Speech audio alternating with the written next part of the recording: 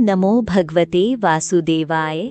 नमस्कार दोस्तों, आप सभी का हमारे चैनल में हार्दिक स्वागत है।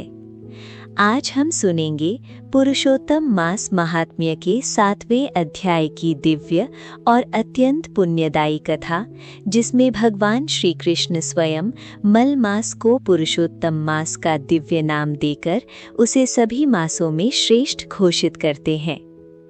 कहा जाता है कि जो भक्त श्रद्धा और भक्ति से पुरुषोत्तम मास का व्रत, जप, दान और कथा श्रवण करते हैं, उन्हें भगवान श्री हरि की विशेष कृपा प्राप्त होती है।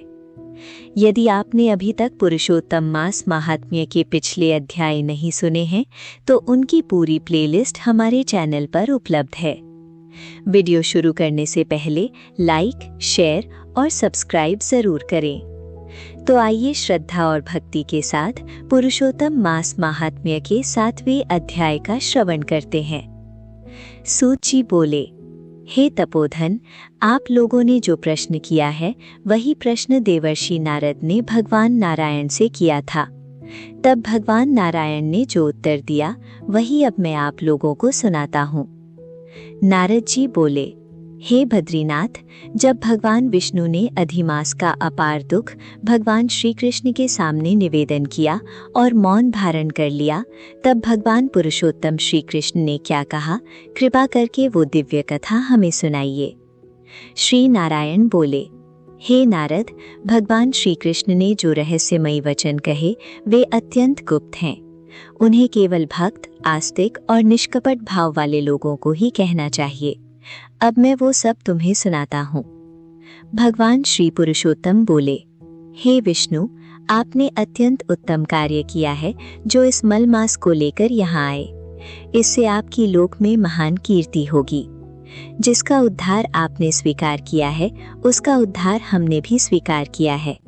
आज से हम इसे अपने समान श्रेष्ठ बनाएंगे।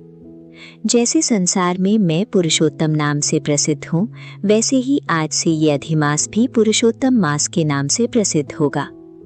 मेरे जितने भी गुण, यश, ऐश्वर्य और महिमा है, वे सब आज मैं इसे प्रदान करता हूँ। आज से मैं स्वयं इस अधिमास का स्वामी हूँ। ये मास अब संपूर्ण संसार में पूजनीय और वंदनीय होगा। जो भी भक्त श्रद्धा और भक्ति से इस पुरुषोत्तम मास का व्रत, जप, दान और पूजन करेंगे, उनके सभी दुख और दरिद्रता का नाश होगा। चैत्र आदि अन्य सभी मास सकाम हैं, लेकिन इस मास को मैंने निष्काम बनाया है।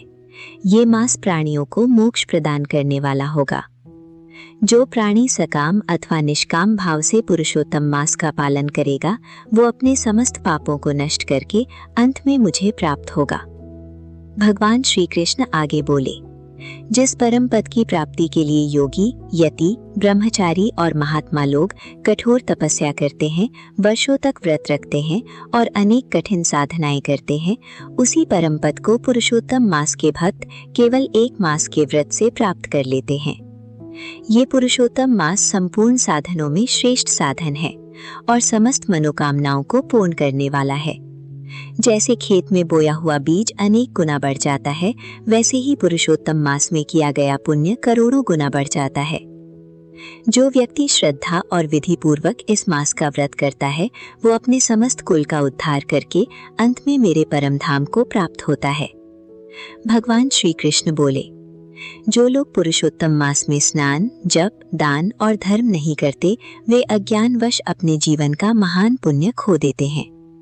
और जो लोग इस मास का निरादर करते हैं, वे सदैव दुख और क्लेश प्राप्त करते हैं। लेकिन जो स्त्रियां और पुरुष श्रद्धा से इस मास में पूजा, दान और व्रत करते हैं, उन्हें सौभाग्य, संतान सुख, धन और समस्त सुखों की प्राप्ति होती है। जो भक्त इस मास में मेरा पूजन करते हैं, वे इस लोक में सभी सुखों को भोगकर अंत में गोलोक धाम को प्राप्त होते हैं। इसलिए हे विष्णु, अब आप इस पुरुषोत्तम मास को साथ लेकर वैकुंठ को जाइए और इसकी चिंता छोड़ दीजिए। श्री नारायण बोले।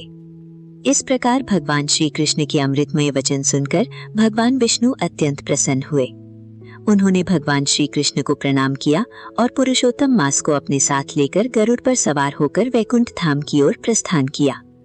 इति श्री बृहन्नारदीय पुराणे पुरुषोत्तम मास महात्म्ये श्री नारायण नारद संवादे अधिमासस्य ऐश्वर्य प्राप्ति नाम 7वां अध्याय संपूर्ण। अगर आपको ये कथा पसंद आई हो तो वीडियो को लाइक करें, शेयर करें और हमारे चैनल को सब्सक्राइब जरूर करें। जय श्री कृष्ण, जय श्री हरि।